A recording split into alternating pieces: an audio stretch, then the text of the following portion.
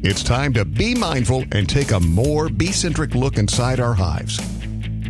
Welcome to the Natural Beekeeping Corner with our host, Nathalie B.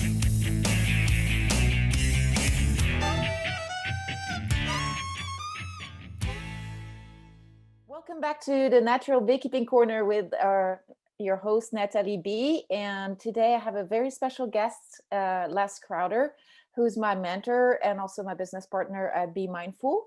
And today he's going to kind of tell us a little bit about his story. If you have questions, you can always join us at bemindfulhoneyfarms@gmail.com and or on our website, be-mindful.com. I want to remind you also that we do, Les and I, every Thursday, 5 p.m. to 6 p.m. Central US time, a chat with the mindful beekeepers. We broadcast that on Zoom and Instagram simultaneously. And those recordings from every week's segments are posted on our Instagram account at Be Mindful Honey Farms. So I encourage you to join us to ask your questions every week. The other thing that we're going to start doing is collecting listeners' questions. And every month on the Natural Beekeeping Corner, we're going to answer a few questions from our listeners at the end of the segment so that we can address your most pressing needs. So don't hesitate to send us your questions and we'll be happy to address them. So welcome, Les. You don't need any introduction. Thank you for joining me today. Thank you for having me. Yep. So for those of you who don't know Les Crowder yet or haven't heard the previous episode on the Hive Jive or other podcasts or looked at his recordings on YouTube, he needs no introduction. He's world famous. He wrote that book, The Top Bar Beekeeping, Organic Practices for Honeybee Health. He's been doing beekeeping for over 50 years. He started as a young adult, a teenager, really. And he has a degree in biology. He used to keep bees with a commercial beekeeper and that had over 4,000 hives. He's gone through thousands and thousands of hives, including Langstroth and Tabar hives in various countries. And he's been working mostly Tabar hives and natural treatment-free bees for over 30 years now. And you can find his specs for his hives and the improvements we're working on to make it more accessible to everybody at be-mindful.com/plans. So Les, with that, and the fact that I think you have a degree in biology, you're a trained biologist, and you used to be the president of the New Mexico Beekeepers Association, and now you're the president of the Hays County Beekeepers Association. So Right. Tell us a little bit about what's gotten you into natural beekeeping and what changed from your commercial beekeeping times to the way you keep bees today. Well, when I first started keeping bees, I had just returned back to my mom's home in a little town in New Mexico. And I was kind of lost. Like I didn't want to see my old buddies because they were in a lot of trouble and I didn't want to continue hanging out with them. But I didn't know anybody else. And my grandpa lived with us, my mom's dad. And he came to me the morning that my buddies were heading to come and see me. And he said, Les, there's a swarm of bees out back. And I thought, what is that? I had no idea what that was. And he said, well, come and see. And my mom had gotten a beehive, a Langstroth box, but she'd never put any bees in it. It was just sitting in her garage. And he said, let's put them in your mom's box. So I didn't know what he was talking about. So he went and got the box and put on a bee veil. I just walked out the back and I saw him. And it was like one of those moments where time just stood still for me. It's like something said to me, this is what I got to do. This is my future. This is real important. And I was just sort of transfixed. They smelled like bread. They were buzzing peacefully. There's a few flying around, but a nice big swarm about the size of a basketball, about head height. We didn't know what to do, so we opened the box and it was full of frames. We thought, well, they'll never fit in there. Took all the frames out, cut the branch very trepidatiously, and lowered it into the box and put the lid on it. And of course, they did stay, and they built comb on the branch and every which way. But I started keeping bees, and it was like they started keeping me, really. It was like a magical time. I remember carrying it and feeling it in my chest and feeling like, this feels just so good. This feels right. The energy of it, right? Yeah. And it just felt like somehow their buzzing just resonated with me. Mm-hmm. So I went, very much connected. I went and got books about beekeeping at the library. I studied beekeeping. I realized that we did things the wrong way and put in some frames and got them started on the frames little by little and cleaned out the branch. And I started keeping bees. Then I went to work for a commercial beekeeper. I thought, well, that's what I got my degree in biology at the University of New Mexico. And that was, I was interested in entomology and botany. Mainly, I was interested in botany because I needed to know the flowers that the bees were visiting. It wasn't, and then I found a job with a commercial beekeeper with 4,000 hives. And I thought, well, that's what I really want to do, is I want to be a beekeeper, 100%. But was that what you expected when you first started with that commercial beekeeper? Yeah, that's what I thought, that I just I'd become a commercial beekeeper, basically. Okay. And just dedicate my time, 100% to keeping bees, lots of bees. In the way he was keeping the bees, did that sit well with you from the get-go, or did you start developing, doubts about the way he was keeping his bees? There were things that bothered me right at the very beginning. I got hired in the spring, and our job was to put supers on without queen excluders, and then we'd drive them out of the supers, let the queen lay some eggs in the supers. Then we'd use a fume board and a carbolic acid, which is now illegal, to drive the bees out of the super, put the queen excluder on. His philosophy was that they don't go through the queen excluder if there's no brood above it. Oh, you wanted to get them seeded. Right, so that they'd quickly and easily go through the queen excluder, because he didn't want to, his goal was 100% honey production. That's all he cared about. And well, I mean, he sold honey by the barrel. Oh, wow. So, he did sell some retail and wholesale. He did some bottling, but most of his honey he sold in 55-gallon drums. And the price, there were several problems. Well, my personal problem was I didn't like the fume boards. And then when we would take the fume boards off, the bees would quickly try to come back up, and he'd just slap the super on there with the queen excluder, and it would be covered in bees. And I would try to set it down gently, and he'd like, we ain't got time for that. And just smash 100 bees every time you put a super on. Which is the problem with the Langstroth hives, right? Because they've got all those contacts and flat surfaces. Right, yeah, between the frames and all around the box. And it was just a big splat every time. Oh. And I felt like, well, that just didn't sit right with me. I had another vision before all this. My grandpa, they developed cancer and eventually passed away. I mean, he was in his 80s or whatever, but he and I connected really well in a lot of ways. When I was a little kid, I played in his garden. He was an organic gardener, so it was safe in his garden. My mom's garden had white dust, and I wasn't allowed in it. For good reason, it was full of poison. Mm-hmm. And and Grandpa taught me to cut trees, the little branches on cottonwoods, and put them in water and let roots grow on them and then put them in dirt. We planted cottonwood trees all over the place. And we just had a lot of fun with nature together. So he had an iris patch, a patch of irises of all different colors.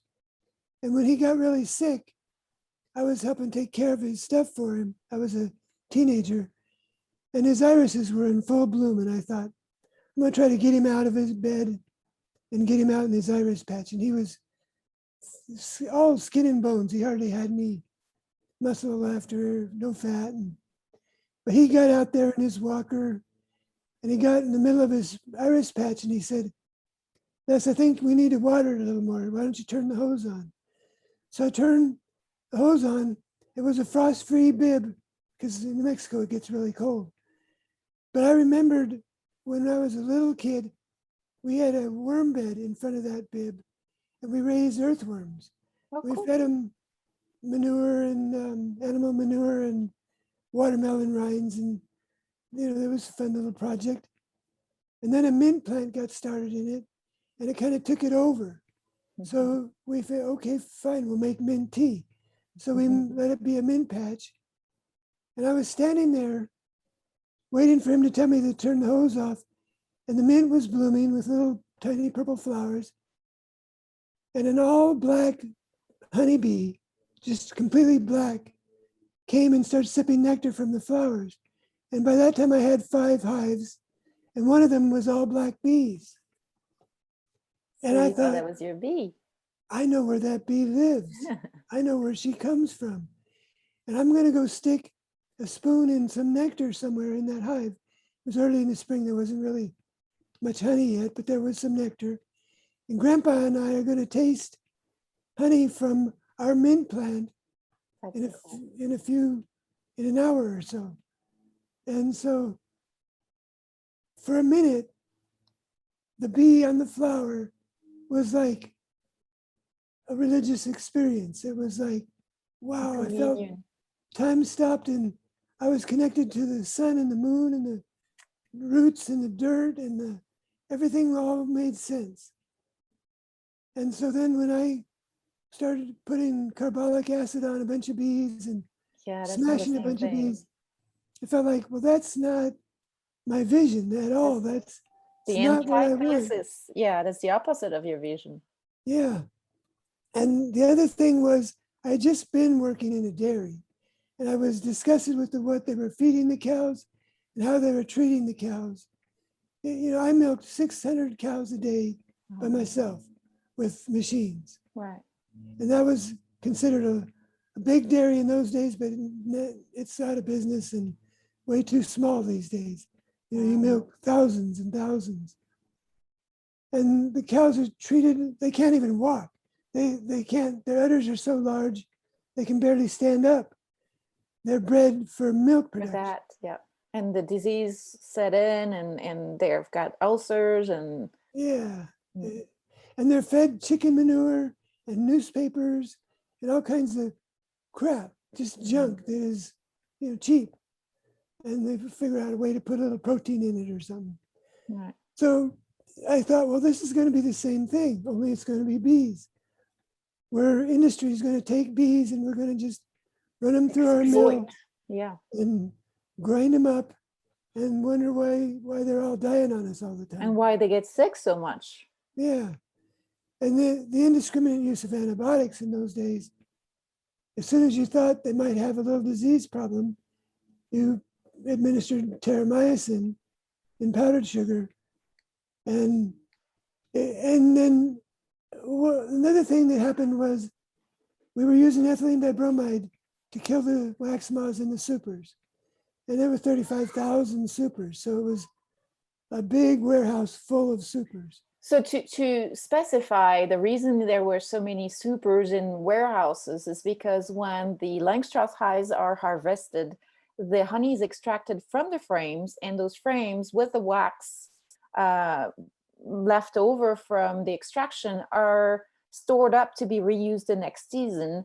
So you end up with organic material that's stored up in tight quarters with poor ventilation, and you end up having the pests that the bees usually keep at bay coming and invade those supers and potentially eat them up. So that substance, that chemical, was meant to keep those critters at bay, right?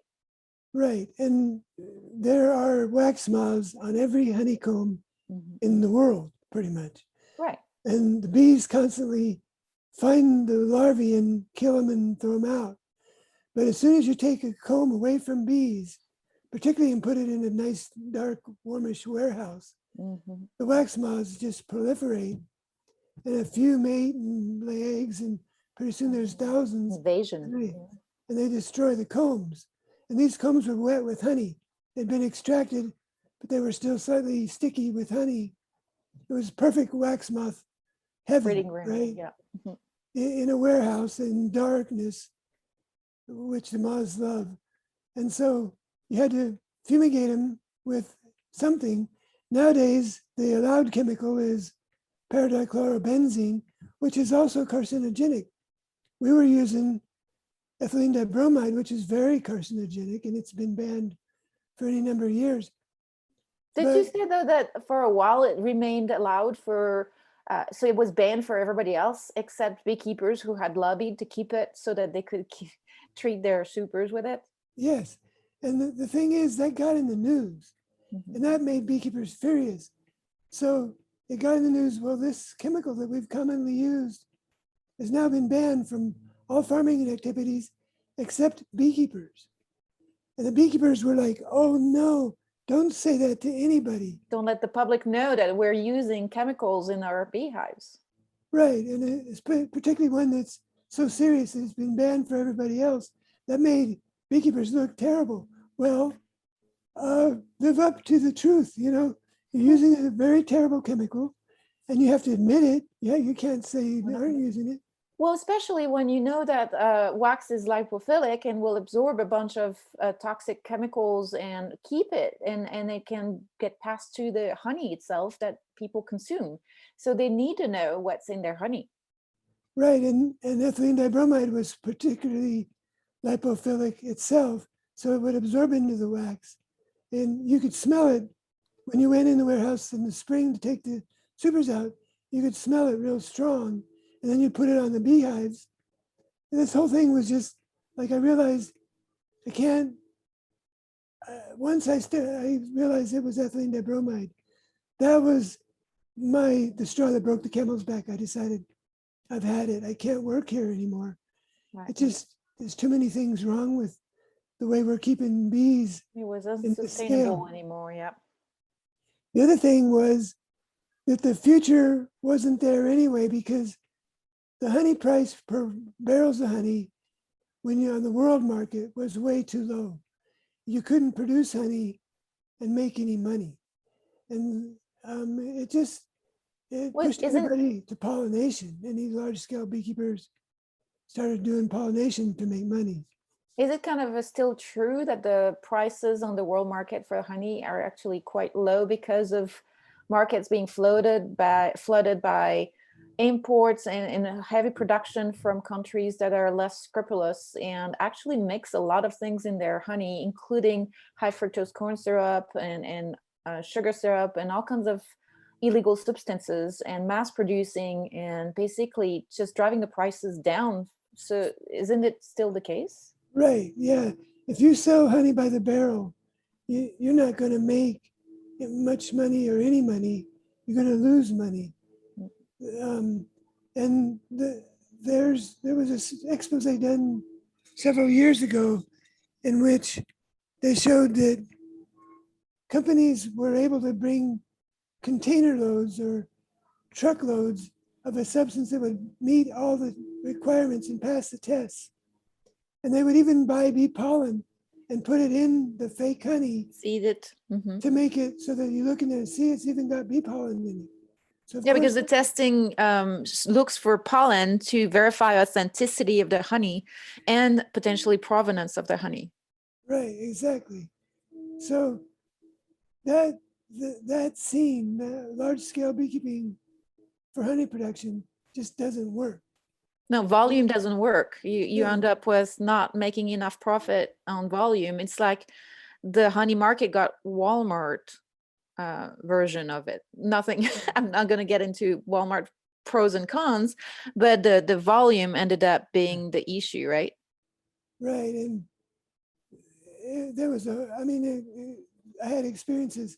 For instance, you could put your honey on loan with the government for a subsidy and then redeem it. And most of the beekeepers did that. But then there came a year when they couldn't afford to redeem it because they'd have to pay back part of the loan. So they just left it sit there. And it turned out that the barrels would leak because they were full of water or sand or 6 inches of dead bees floating on the top of the Oh barrels. my goodness. Because nobody thought that anybody cared, you know. When they would ferment, I bet too.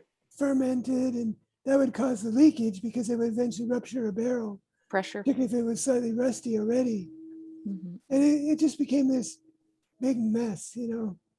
And I realized that's not the type of beekeeping I can do. I just can't do that. So what happened? What did you change? How did you make it work for you? So at the time I'd been following the kind of the commercial standard of, you know, you should give them antibiotic in the spring, in the fall. The recipes. And I quit working for the commercial beekeeper. I became honeybee inspector for an NMDA. And at the time, a man named Steve Tabor, who was a PhD entomologist and had been a bee scientist, he was basically retired. And known to be somewhat, audacious or somewhat of a scoundrel at times. Mm-hmm. Like a rebel. Yeah. He started printing articles in the American Bee Journal about breeding bees for disease resistance.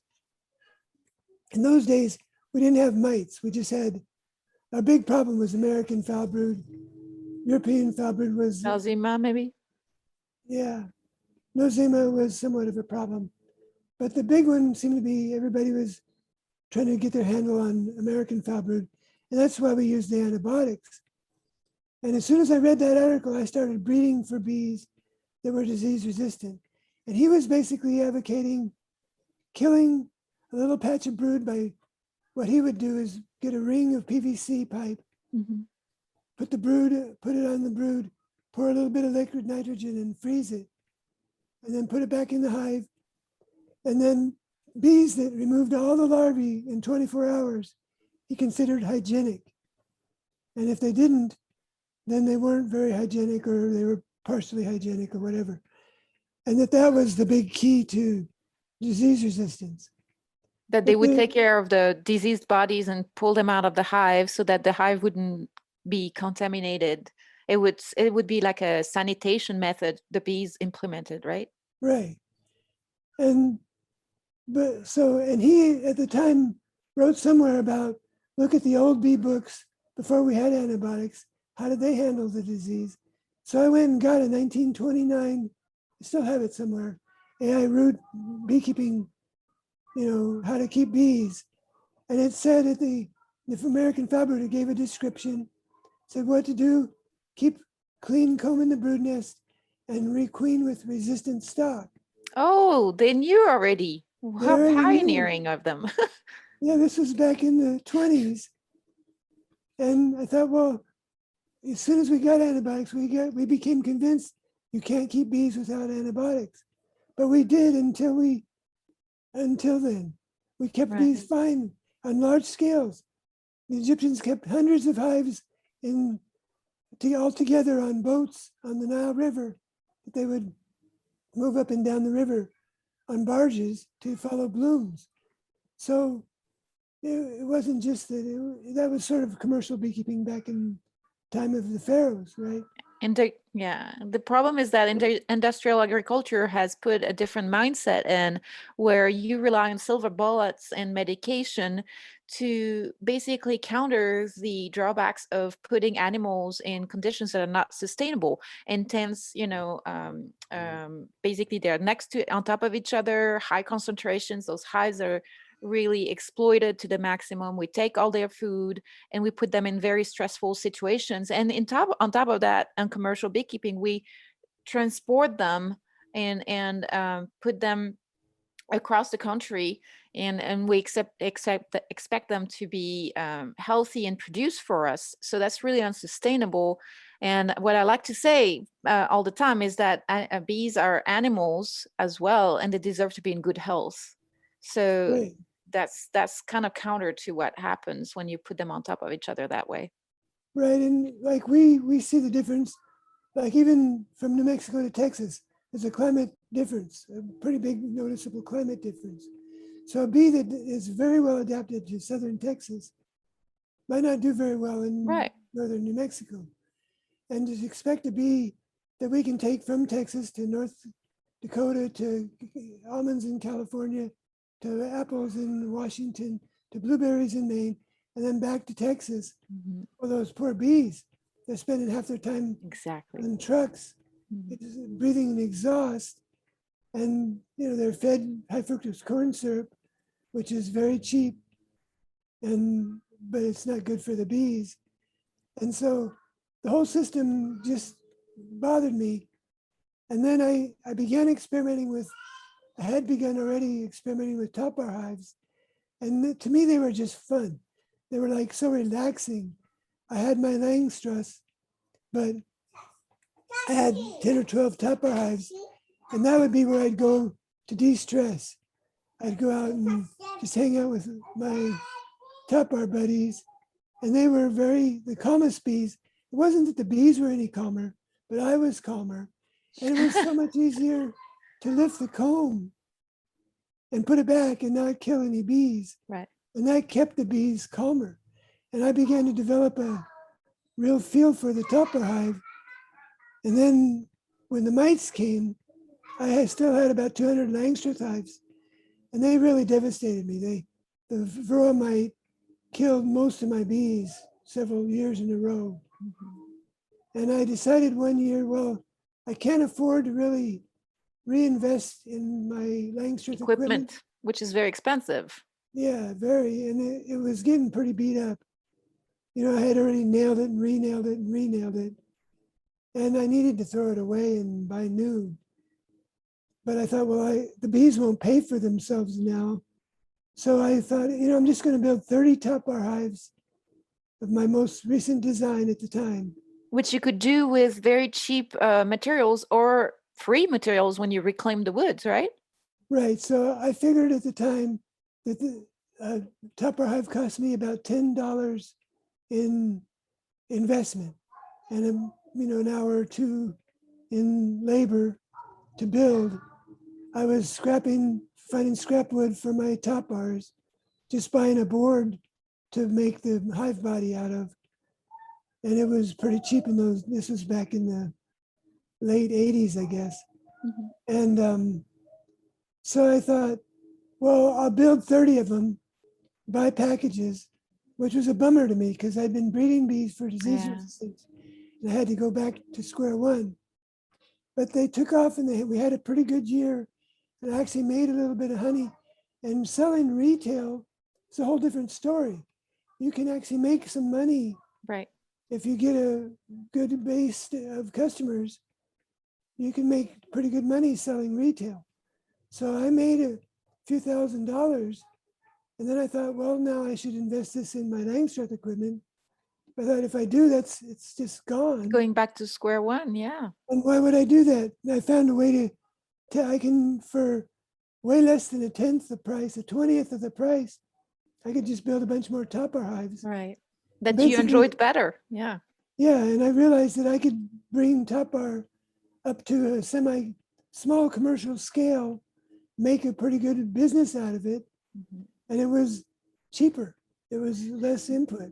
You were one of the only ones and one of the first ones, if not the first one, to do commercial beekeeping and pollination contracts at the time with top bar hives, right? Right. And I didn't expect to do pollination contracts, but I started breeding queens in top bar hives. And those 30 original top bar hives that I made were only 3 feet long. And I ran into trouble with them because they'd fill with brood Mhm. and get ready to swarm. And there was I couldn't take any comb out because it was all brood and everything. And so I realized I made them too small. So then when I wanted to make top bar queen mating nukes, I thought, well, that's perfect. I'll put a partition in them and I'll cut them in half, but because I don't want very big hives. I want tiny little hives that are easy to find the queen in. Right. So that's what I did. And I overwintered them that way. And then one year, the almond growers said, we're desperate for almond pollination. And the prices had gone way up to $150 a hive or something. And somebody called me and I said, well, I have bees, but they're in tupper hives. And they said, if they're honeybees, we'll take them. And I said, well, okay, how would I do that? And so I put together a truckload of 100 at $150 a hive. Wow, that was for me huge. That was like February. I could make a bunch of money. And so, but I was worried that I was going to break combs. But I put all my bees into double boxes, put partitions in them, stacked them 3 high on the truck and a trailer, drove them to Modesto, California, loaded them at night, netted the load, drove them the whole distance, unloaded them right in the orchard. And I didn't hardly break any comb. And I remember hitting potholes in Arizona on I-40 where the trailer literally bounced, boom, boom, boom, boom. Oh, wow. I was like, oh no, it's going to break up all the combs. But it didn't break any comb. And so I did pollination for a few years. And then I started losing bees in the almonds. They build up good and then all of a sudden they decline. Turned out that they were using pristine, they called it, which was a pesticide. It was an herbicide and a fungicide in a dormant oil. Oh. And I thought, why are you using it? Well, the fungicide to keep the fungus out of the flowers, and the herbicide to keep down the weeds. And they just spray one time, So that's a triple whammy right there. You got pesticides that are negatively impacting the bees in the first place. The fungicide kind of they also have a detrimental effect, but together the pesticides and the fungicides have a synergic effect that's much worse than the sum of them two separately. And it's in the carrying oil, which is allows the wax from the beehives and the combs to absorb it even better because it's lipophilic, right? Right. And he told me, well, my entomologist assures me that it won't hurt the bees. Yeah. And I said, who's that? Well, basically the salesman from the company. Oh, well, great. I'm glad, because they call it a fungicide, and bees aren't fungus, and herbicide, and bees aren't plants. Well, but it kills bees. In the long run, bees use good fungus to help them store their pollen, and we all use good microbes in our guts to help us absorb our food and even make neurotransmitters for our brains. So I quit pollinating after that because he basically said, look, I'm paying you so much, it shouldn't matter. Meaning he had $150 a hive. If I kill him, go buy some new bees. And I was like, no, my bees aren't disposable. I'm not coming back, And that was just, that was the future of beekeeping, which I thought, well, that's not the future, that's the past already. Mm-hmm. Well, that's, that and the tabar hives, I believe natural sustainable beekeeping and horizontal tabar beekeeping is the future of beekeeping, especially because it allows individuals in their own backyards to keep the bees and produce their own honey and just kind of like improve on the pollination around them. So I personally, I'm very biased, but I think that the writing is on the wall, and that's what's the future of beekeeping. Well, when you compare, I appreciate that because I tend to agree. Back in the 70s, when I started Tupper Hives, a few of them, it was just an experiment. It was considered a third world hive because they were cheaper and easier to make. And I thought, well, I was always interested in third world life, hanging out with farmers in Mexico and Simple just, life. yeah. And because I found them to be, they didn't have any money, but they had plenty of food and they had a lot of time and they were happy. And so I built some top-bar hives and I was the only one I knew. And then I had become president of New Mexico Beekeepers and I would tell people about them. They'd be like, oh, that's fine if you're an African or something, but it doesn't, it's not a real beehive. And then a few other people tried them and really liked them. And what the big change is when women started beekeeping back in the 70s, there was one woman beekeeper in New Mexico Beekeepers, and her husband had died and she had taken over. Everybody thought she was real weird, but she'd come to all our meetings and she was very vociferous and Mhm. she was the only one. And then sometime in the late 70s, early 80s, women started trickling in. And by the 90s, women became the majority of beekeepers. Well, and they probably came in with a completely unbiased look at the way things were being done and brought in some new perspectives, because until then, things were being passed down and repeated as accepted methods that were basically always the same things. This is the way you do things. And when you bring people that have not done this before and that can help with the problem solving and that looking at it with a fresh eye, it's not only the fact that they were women, but also that they were outsiders that kind of allowed Right. to bring in a different perspective, right? Right. And we had a lot of people beginning to question, well, antibiotics for one thing. When I was a kid, I'd say, well, we shouldn't be using antibiotics. And they'd say, what are you, Amish or communist or hippie or what's the matter with you? Modern living to better living to modern Granola, yeah. medicine. This is the new world, go. And I thought, well, and now, of course, then they said you can't keep bees without antibiotics. It's immoral of you to try because your bees are going to get sick and they're going to pass the disease to us when our bees rob out your bees, which is the same thing they're saying now about the mite bombs. I was going to say that's exactly, and I got into another discussion recently. You and I, we have created in our area, especially, and in the broader community, an area of where you can speak freely about natural treatment free and just kind of doing things with top-bar hives and or with the bees in mind rather than the beekeeper exploiting the bees. And I forget personally sometimes that there's still people out there that are convinced that we create mind bombs, that they're convinced that if you don't treat your bees they're going to die, that are listening to teachings from research that has a lot of times be paid by chemical companies for their own benefits, so they're biased, and also that are aimed at commercial beekeeping and not necessarily backyard beekeeping, where things are completely different. I mean, I talked about it in one of the past episodes, is commercial beekeepers, it's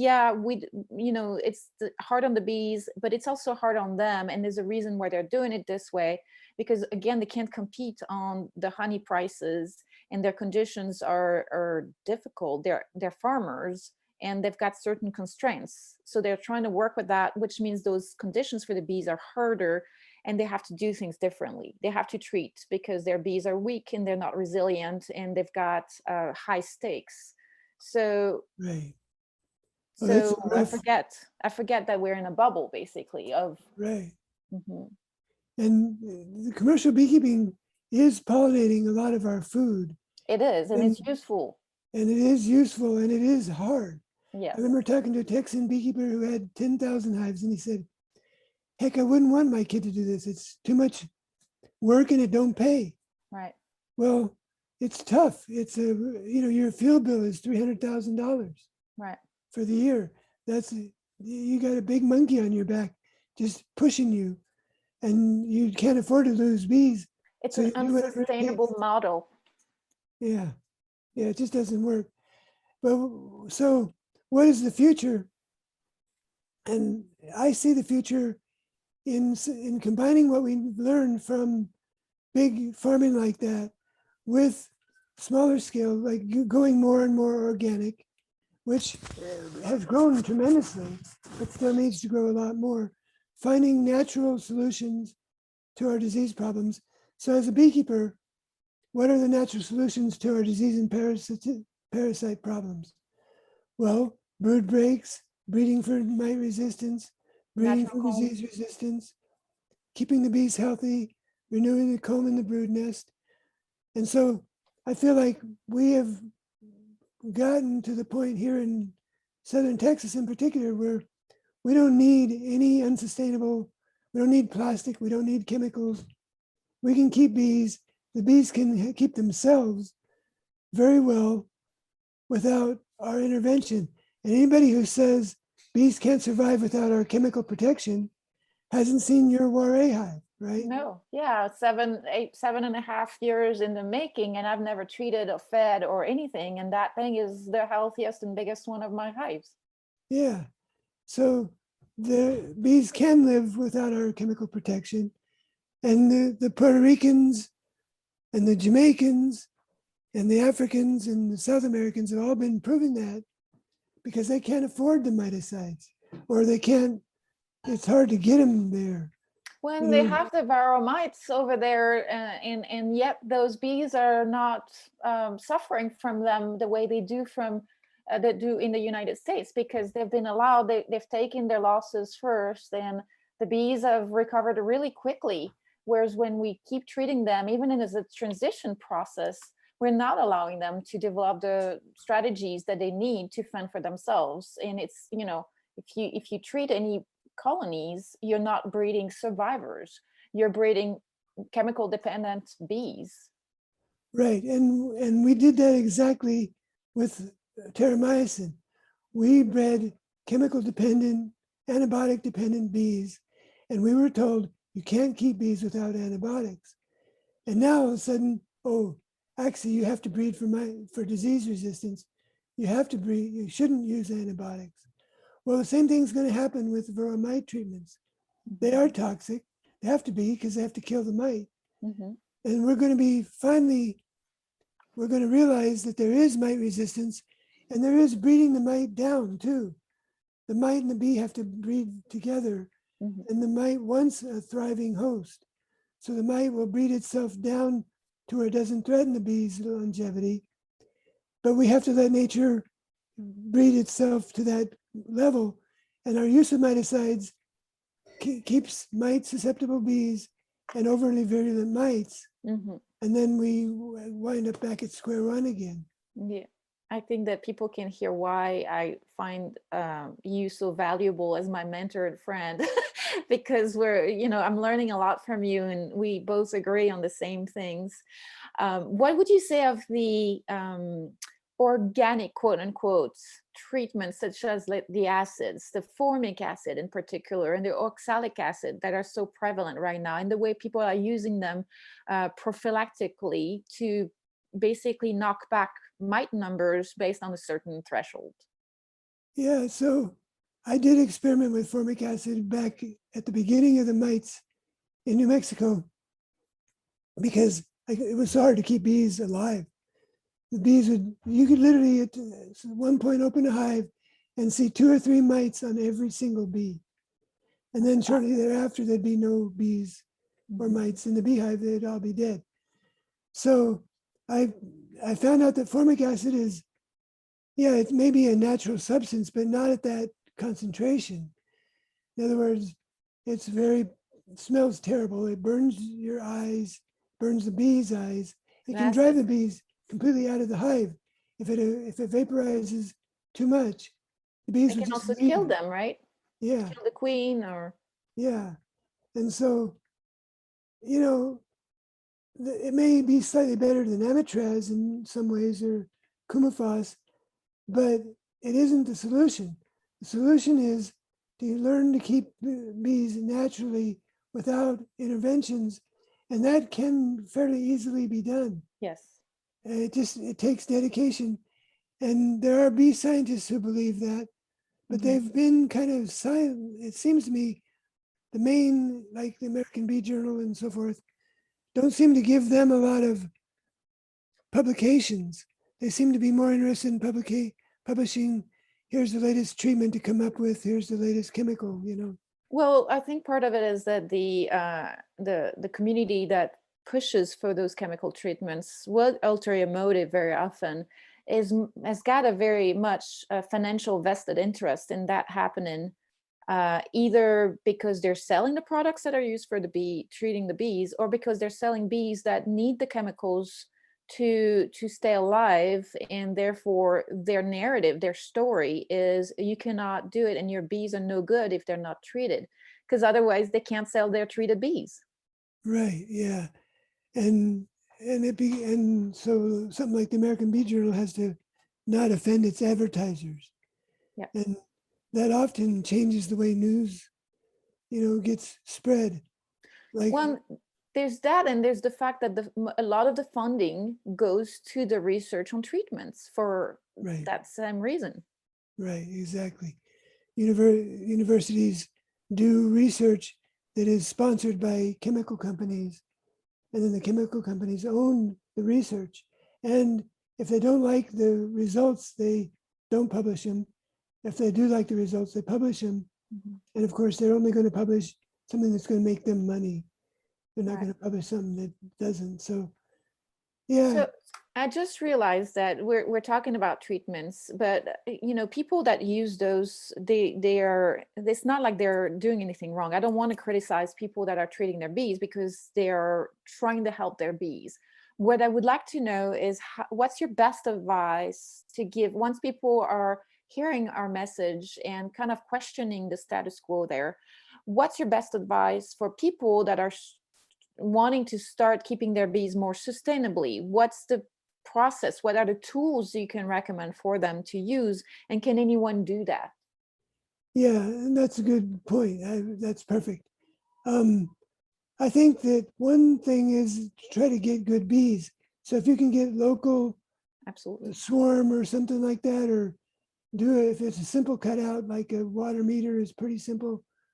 Try to find a way to get started with some local bees, because those bees likely haven't been treated, rather than buy commercial stock that kind of is dependent on treatment, Mhm. or to get your bees even to raise a daughter queen.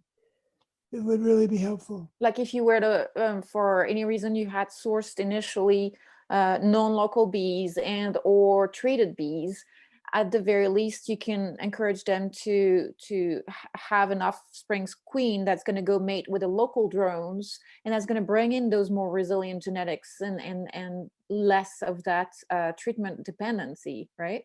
Right. So leave them in one box or in a small portion of a tupper hive, and let them get to where they make queen cells to get ready to swarm, and then make a divide, and then get the daughter, or maybe take two of those. If there's queen cells on two combs, to find out how to make them into two hives and raise some local queens. And it can be a lot of fun, actually. And then the other thing is, check for mites, look for mites, but don't automatically treat. Prophylactic treatment means I don't know, so I'm just going to treat as if they had them. Preventively, prophylactically, yeah. Yeah, and that doesn't give the bees a chance to prove that they could do without it. And I've seen bees even that had quite a bit of shriveled wing that came out of it. Shriveled wing is a sign that they've got mites biting on them and And passing the transferring virus. the deformed wing virus. Right, transferring the wing virus to the baby bees. But so I've seen bees even with quite a bit of that recovered naturally without any help.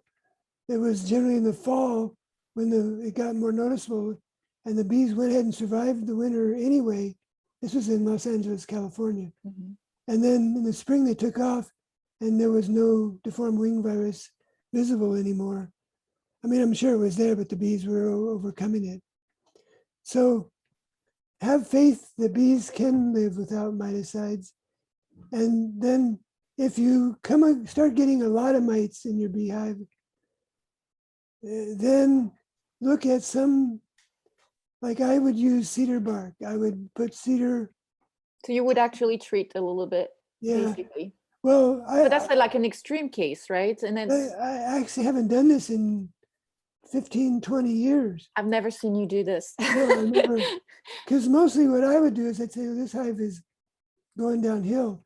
And I'd try to requeen it, or I'd just let it go, because I'd kill the queen and just Combine take it or shake out. the bees in front of another one. Yeah, because I know that most of the bees around here are good groomers, and they're going to handle those mites just fine. You know, I have a man I met at a natural beekeeping conference that we became friends. He lives in France, but he was born and raised in Dr. Ohio. Keefus? Dr. John Keefus.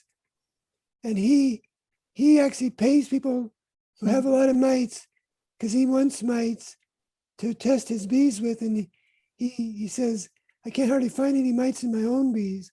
And he's in France and he doesn't treat at all. Right. And he's a PhD entomologist from Ohio State. He was born trained in Ohio My State. alma mater. That's where I did my MBA. Oh, really? Yeah. Well, and he's in France, so I'm sure. So we got kinship. I need to talk to him. Yeah, you should. He's a really interesting guy. He does beekeeping in Chile in the winter, just to keep in the bees. Yeah. And he's very into breeding queens. So we know that we can keep bees all over the world without chemical protection. And it's just a matter of slowly convincing people, in spite of the fact that they kind of have the megaphone of the American Bee Journal and all the big publications that tell everybody that we're liars and we're wrong. Right. So let me play the devil's advocate for a second. The people that hear us say, well, you got to have the faith, and well, my bees, they were expensive to me. I can't afford to lose them. And I just can't rely just on the faith that it's going to work out. What are the practical tools? You mentioned basically letting your queen make a new queen and get mated with local drones. And there's a couple of other techniques you mentioned. What are other of the techniques that you would say that anybody can do to right away improve their chances of success when not treating? Well, Tom Seeley showed that they like small hives where they get to swarm. And the swarm, of course, means that there's a brief time when there's nobody laying eggs. And that passes a brood break through the brood cycle where there's no brood of a certain age. And that really drops the mite population down. So that would also then be raising a daughter queen, which is going to hopefully be more mite resistant, a better groomer, more sensitive hygiene trait possibly. So here's another idea. Small hives, not everybody wants to keep small hives because they want bees, they want to grow their apiary, they want to get some honey. And also they hear out the advice that bigger hives are more able to overwinter and defend themselves against pests and pathogens. Here's another way I'm looking at it personally, is I will still have bigger hives and encourage them to brood up and make space and just kind of give them all the opportunities to grow bigger. And then when they're bigger, split them and take the queen out and just put it somewhere else so they still get that brood break. Would that work, Les? Yeah, that could work. There's a lot of things we need to try, and a lot of creative ideas. That's the good thing about getting a lot of people involved is everybody's mind thinks differently, and we need to try all these ideas, and then we need to communicate our failures and successes. Yes. So that I tried this and it didn't work, and then, well, did you try it this way? No, or yes, or whatever. And so that way we learn from each other, and we don't have to we keep reinventing the wheel. I think that the other thing is also to be in tune with the superorganism. Understand it, instead of relying of textbook answers and recipes from chemical companies that are telling you to treat and expect a silver bullet. I think we need to be, it behooves us to be more in tune with what we're seeing in the hives and understanding the cycles and why the bees are doing what they think they're doing, and just dance with them, take their lead, and read what's working and what's not, right? Right, and that's a good point. I tell people a lot, we've gotten to where we don't listen, we Mhm. only talk. And that leads us into this polarized society where we're for or against Trump or whatever, and nobody's No listening. politics. Well, religion, any subject, Right, but we don't listen. And we need to learn to listen to the bees. right. And we think, well, they don't speak English. No, but they can tell us what they're doing if we just look and Yes. observe and keep an open mind. So often we go in there thinking, oh, it's spring, it's time to make divides. Or I'm the beekeeper, I'm going to decide for you. Yeah. And that we're in dominion over them instead of in partnership with them. And I advocate that we need to cooperate more than be like the CEO in charge of. We need to cooperate with them and see what they're up to, and then see if what we can do in the hive can enhance what they're up to, rather than force them not to do what we don't want them to do. Right. So with this, and because we've been talking for a while and I don't want anybody to get bored, I just want to leave people with a message of hope that there is a way to do this, and plenty of people are doing this across the United States. We've been doing it, you've been doing it for so many years. I'm just kind of, with 7, almost 8 years under my belt, I'm a baby compared to you. But I would say if you're willing to give it a try, do not despair, and just take the lead from the people that are actually doing it, and understanding that that amount of people is growing exponentially, that message is getting out there, we are no longer the minority. And with that, can you just kind of give us a few parting words on what your thoughts are on that, and give people some hope that they too can do this? Yeah, thank you. I feel every day like, wow, there's so much more interest in organics. I mean, you go to the local Walmart and there's an organic section, and I thought, well, that seems so antithetical to me, but it just shows that we're waking up. The gut microbiome, we share that with bees. They have a gut microbiome, and that's going to make us be careful of what we put in our mouths or what we put in our beehives, because we're realizing that the microbes in our gut have a profound influence on our social skills, on our moods, and our health, and our well-being. So I feel like we're about to turn a corner, and a lot of people are coming into our side of the camp and realizing, I want to be reasonably healthy, and that means I have to start taking care of bees, and growing a garden, and doing things more organically, Holistically and holistically. Yeah. And I see a lot of hope in the future.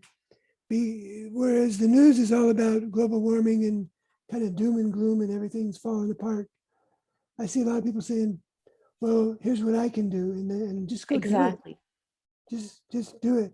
Go plant flowers and take care of some bees and watch for mites, and then hopefully breed for mite resistance and help us. And basically, we're raising a certain mindfulness amongst the beekeeping community, and we need all of you guys to help us out.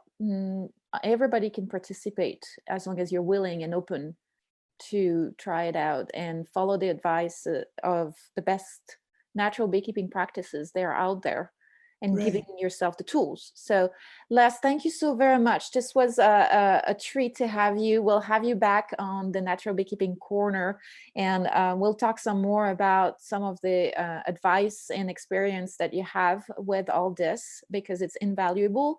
And I hope that our listeners really enjoyed this. This was definitely a treat for me. So thank you for being here today. Thank you for having me, Nathalie. I've enjoyed it talking to you. And I want to remind everybody that if you have questions, we will address your questions. So send them to us. We'll do a listener questions section on the corner. And you can send them to us at Be Mindful Honey Farms. And we'll be back next month, the first Monday of each month, on the Hive Jive. But in the meantime, if you want to get a little bit more of Les and I's natural beekeeping advice, and want to ask your questions live, you can join us on our chat with the Mindful Beekeepers and or contact us. And we also do that in person on Fridays, 4 to 6 p.m. In South Austin at the HCBA beekeeping store as well. So we do like a beekeeping social. So we're trying to get you guys to get the answers you need. And in the meantime, we wish you a great week, a great month, and y'all be good. Thank you, Les. Thank you, Nathalie. Bye-bye. Bye. This Hive Jive production was made possible by amazing patrons like you, and we appreciate your support. To all our Hive Jive junkies out there, you truly are the bee's knees.